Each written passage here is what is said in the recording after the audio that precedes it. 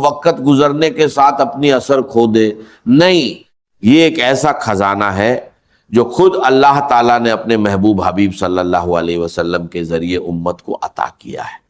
یہ ایک ایسی چابی ہے جو رزق کے بند دروازے کھول دیتی ہے، ایک ایسا نور ہے جو مالی تنگیوں کو مٹا دیتا ہے، اور ایک ایسا سہارا ہے جو انسان کو کبھی گرنے نہیں دیتا۔ جب میں اس وظیفے کی عظمت کے بارے میں سوچتا ہوں تو میرا دل لرز اٹھتا ہے، میری آنکھیں نم ہو جاتی ہیں، اور میری روح ایک عجیب سکون محسوس کرتی ہے، کیونکہ یہ صرف الفاظ نہیں ہے، یہ اللہ کی رحمت کا ایک دریا ہے جو ہر اس شخص پر برستا ہے جو اسے سچے دل سے پکارے۔ آئیے میں آپ کو ایک ایسی کہانی سناتا ہوں جو خود میرے دل کو ہلا کر رکھ دیتی ہے۔ ایک بزرگ تھے جن کا نام تو میں نہیں جانتا، لیکن ان کا حال سن کر میں یقیناً جان گیا کہ وہ اللہ کے ولی تھے۔ انہوں نے اپنی زندگی میں 35 ملکوں کا سفر کیا، اور اس لمبے سفر میں انہوں نے کبھی کسی سے 1 روپیہ بھی نہیں مانگا، نہ کبھی کسی کے سامنے دست سوال دراز کیا۔ جب کسی نے ان سے پوچھا، حضرت آپ نے اتنا وسیع سفر کیا، اتنی دور دراز کی منزلیں طے کیں، پھر بھی آپ کبھی کسی کے محتاج نہیں ہوئے، یہ کیسے ممکن ہے؟ تو وہ بزرگ مسکرائے، ان کی آنکھوں میں ایک خاص چمک تھی، اور انہوں نے اطمینان کے ساتھ کہا، بیٹا میں ایک وظیفہ پڑھتا ہوں، اور اس وظیفے کی برکت سے اللہ تعالیٰ نے مجھے اس قدر نواز دیا ہے کہ مجھے کبھی کسی کی طرف دیکھنے کی ضرورت نہیں پڑی۔ یہ سن کر میرے اندر ایک عجیب سی لہر دوڑ گئی، میرا دل بیقرار ہو گیا، اور میں نے سوچا، یا اللہ، یہ کون سا وظیفہ ہے جو اتنا طاقتور ہے کہ ایک انسان 35 ملکوں کا سفر کرتا ہے اور اسے کبھی کسی کا سوال نہیں کرنا پڑتا؟ میں نے فوراً ان سے اس وظیفے کے بارے میں پوچھا، اور پھر انہوں نے مجھے ایک ایسی کہانی سنائی جس نے میری زندگی کا رخ بدل دیا۔ انہوں نے بتایا کہ جب وہ مدینہ منورہ میں تعلیم حاصل کر رہے تھے، جو کہ خود نبی کریم صلی اللہ علیہ وسلم کا شہر ہے، جہاں ہر ذرہ آپ کی محبت سے معمور ہے، تو ان کے شیخر نے ان کی تعلیم مکمل ہونے پر ایک خاص موقع پر انہیں بلایا۔ وہ دن بہت خاص تھا جب انہوں نے اپنی علمی منزلیں طے کر لی تھیں، اور اب وہ ایک عالم کی حیثیت سے لوگوں کی رہنمائی کرنے والے تھے۔ شیخر نے انہیں ایک سادی سی ڈائری دی، ایک سادہ سا قلم دیا، اور پھر بڑی محبت اور شفقت کے ساتھ کہا، بیٹا میرے قریب آؤ، میری بات غور سے سنو، اور جو میں کہہ رہا ہوں اسے لکھ لو۔ یہ کوئی معمولی بات نہیں ہے، یہ ایک خزانہ ہے جو تمہیں کبھی غریب نہیں ہونے دے گا۔ انہوں نے فوراً قلم اٹھایا، اور شیخ نے انہیں وہ کلمات سکھائے جو آج میں تمہیں بتانے جا رہا ہوں۔ شیخ نے انہیں پختہ تاکید کی، بیٹا اس وظیفے کو ہمیشہ پابندی کے ساتھ پڑھنا اور یاد رکھنا، اللہ تعالیٰ تمہیں کبھی کسی کا محتاج نہیں بنائے گا، چاہے دنیا تمہاری مخالفت کرے، چاہے حالات تمہارے خلاف ہوں، لیکن یہ وظیفہ تمہارا سہارا ہے، یہ تمہاری ڈھال ہے، یہ تمہاری طاقت ہے۔ اور پھر شیخر نے ایک بات کہی جو انہوں نے کبھی نہیں بھولی، اور جو آج بھی میرے دل کو چھوتی ہے۔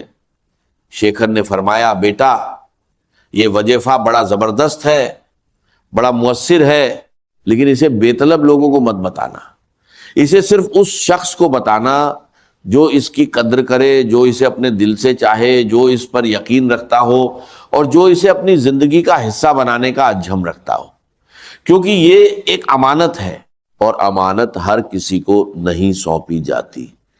یہ سن کر مجھے بہت گہرا اثر ہوا، کیونکہ یہ بات ظاہر کرتی ہے کہ یہ وظیفہ کوئی کھلونا نہیں ہے، یہ اللہ کا ایک خاص تحفہ ہے جس کی قدر کرنی چاہیے۔ پھر جب وہ بزرگ اپنے وطن واپس آئے تو ان کے پاس لوگ آنے لگے، اور ہر کوئی اپنی مالی پریشانیوں کا ذکر کرتا۔ کوئی کہتا، مولانا میرے کاروبار میں برکت نہیں ہے، میں دن رات محنت کرتا ہوں لیکن نفع نہیں ہوتا۔ کوئی کہتا، مولانا میری تنخواہ بہت کم ہے، میرے بچے بھوکے ہیں، میں کیا کروں؟ کوئی کہتا، مولانا میرے اوپر قرض کا پہاڑ ہے، میں اس سے نکلنے کا راستہ نہیں پا رہا، اور وہ بزرگ ہر ایک کو مسکرا کر یہی وظیفہ بتاتے، اور اللہ تعالیٰ کی رحمت ایسی برستی کہ لوگ حیران رہ جاتے، ان کے کاروبار میں برکت آتی، ان کی تنخواہیں بڑھ جاتی، ان کے قرض ادا ہو جاتے، اور ان کی زندگیاں بدل جاتی۔ یہ کوئی جادو نہیں تھا، یہ اللہ کی سنت تھی، اور یہ ان لوگوں کا یقین تھا جس نے انہیں کامیاب بنایا۔ میں نے خود بہت سے اللہ والوں کو دیکھا ہے، وہ لوگ جن کی زندگیاں اللہ کی محبت میں ڈوبی ہوئی تھیں، اور وہ سب یہی وظیفہ پڑھتے تھے۔ میں نے ایک بار ایک بزرگ کو دیکھا، وہ اپنے کمرے میں بیٹھے تھے، اور ان کی زبان پر مسلسل یہی کلمات جاری تھے، اور ان کے چہرے پر ایک نور تھا جو دیکھنے والوں کو حیران کر دیتا تھا۔ میں نے ان سے پوچھا، حضرت آپ کو اتنا سکون کیسے ملا ہے؟ تو انہوں نے کہا، بیٹا یہ اس وظیفے کی برکت ہے، جب میں اسے پڑھتا ہوں تو مجھے ایسا لگتا ہے جیسے اللہ مجھ سے بات کر رہا ہے، مجھے اپنی رحمت میں ڈھانپ رہا ہے، اور مجھے اپنی نعمتوں سے نواز رہا ہے۔ پھر ایک اور واقعہ جو میرے دل کو آج بھی ہلا دیتا ہے، وہ نوساری کا ہے۔ میں ایک بار نوساری گیا، اور وہاں ایک سید صاحب سے ملاقات ہوئی جو بہت ہی پریشان نظر آ رہے تھے۔ انہوں نے مجھے پہچان لیا اور کہنے لگے، مولانا کچھ مہینے پہلے آپ میرے گھر تشریف لائے تھے، اور آپ نے مجھے ایک وظیفہ بتایا تھا۔ میں نے آپ کو اپنی مالی پریشانی بتائی تھی، اور آپ نے یہی وظیفہ بتایا تھا، لیکن مولانا مجھے بتائیے، میں نے اسے 2 دن پہلے شروع کیا ہے، اور میرے اندر ایک عجیب امید پیدا ہوئی ہے۔ میں نے حیران ہو کر کہا، یار مجھے تو 3-4 مہینے ہو گئے ہیں جب میں نے تمہیں یہ وظیفہ بتایا تھا، اور تم نے 2 دن پہلے شروع کیا ہے، یہ کیا معاملہ ہے؟ تو وہ بولے، مولانا آپ کو شاید معلوم نہیں، لیکن جب آپ میرے گھر تشریف لائے تھے تو آپ پردے کے پیچھے بیٹھ کر یہ وظیفہ بتا رہے تھے، اور میری بیوی اس پردے کے پیچھے سے سب کچھ سن رہی تھی۔ اللہ کی شان دیکھیں، اس نے سنتے ہی اسے پڑھنا شروع کر دیا، اور پابندی کے ساتھ پڑھا، اور ابھی اس کے 3 لاکھ روپے آ رہے ہیں، اور وہ مسئلہ جو ہماری زمین کے بارے میں تھا، جو کبھی حل ہونے کا نام نہیں لیتا تھا، وہ حل ہو گیا ہے۔ یہ سن کر میری آنکھیں پھٹ گئیں، میرے رونگٹے کھڑے ہو گئے، اور میں نے سوچا، اللہ اکبر، یہ کیا کرامات ہے۔ میں نے ان سے پوچھا، 3 لاکھ روپے کہاں سے آ رہے ہیں؟ تو انہوں نے بتایا، وہ میراث سے آ رہے ہیں، لیکن مولانا اصل بات یہ ہے کہ ہم نا امید ہو چکے تھے، ہمیں یقین نہیں تھا کہ یہ مسئلہ کبھی حل ہوگا، لیکن میری بیوی نے یقین کے ساتھ اسے پڑھا، اور اللہ نے ہمارے گھر کو اپنی رحمت سے نواز دیا۔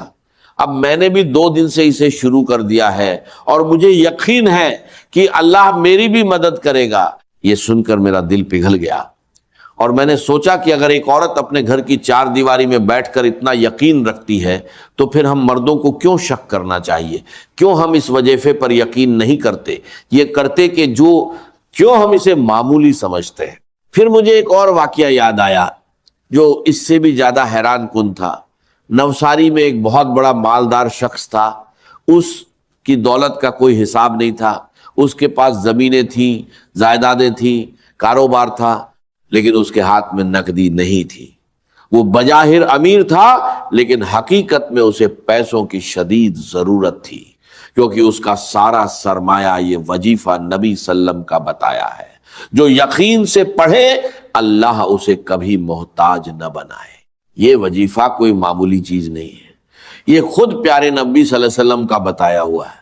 یہ رزق کی برکت کا خزانہ ہے، جو اسے یقین کے ساتھ پڑھے گا اللہ اسے کبھی کسی کا محتاج نہیں بنائے گا، نہ کبھی اسے کسی کے سامنے ہاتھ پھیلانے کی ضرورت ہوگی۔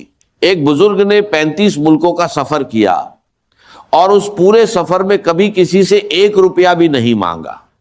جب پوچھا گیا تو بولے، یہ سب اس وظیفے کی